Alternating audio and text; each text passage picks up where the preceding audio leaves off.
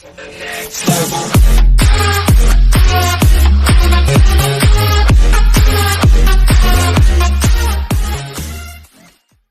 retirees need to do in a bear market. It's easy to ride the highs and lows of the stock market when you're still working.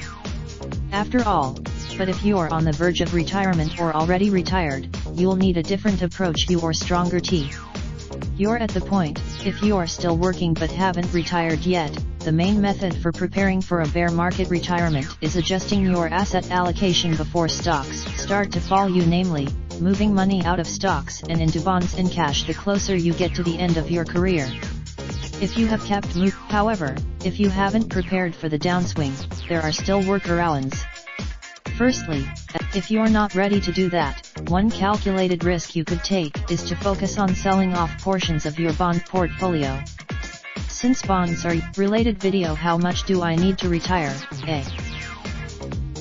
Once again, if you stayed ahead of things with your asset allocation, this bear market retirement shouldn't lead you to make any dramatic changes to your retirement plans.